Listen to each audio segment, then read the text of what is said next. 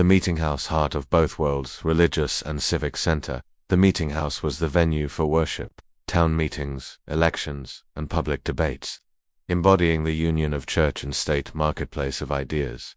Over time, meetinghouses became sites of political mobilization and protest, especially as Boston's commercial and political life grew more complex.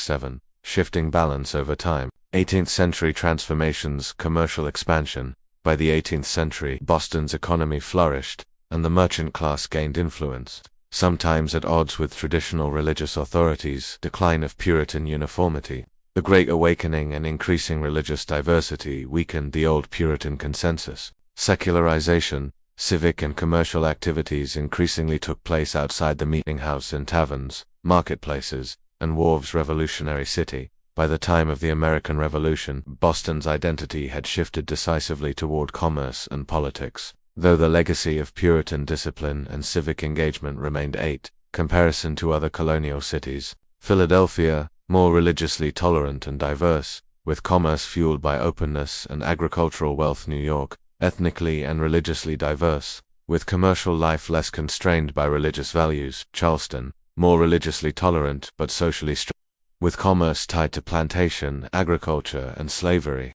Boston, unique in the intensity of its religious vision, even as it became a major port and commercial center. 9. The City Upon a Hill. Warning and legacy. The ultimatum Winthrop City Upon a Hill sermon was a warning. The world was watching, and failure would bring not just disappointment, but disaster. This created a culture of anxiety, discipline, and exclusion, but also a relentless drive for excellence and communal responsibility. The legacy. Enduring ideals. The vision of Boston as a model community shaped its laws, institutions, and civic life. American exceptionalism. Over time, the City Upon a Hill became a symbol of American exceptionalism, though often stripped of its original context of warning and humility.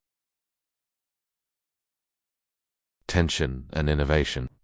The pressure to balance spiritual rigor with commercial success produced both remarkable achievements and profound tensions, a legacy that continues to shape Boston and American identity. 10 key figures navigating the dual identity. John Winthrop embodied the negotiation between Puritan orthodoxy and economic pragmatism. Increase in cotton mather reinforced Puritan values while engaging with the city's commercial and intellectual life.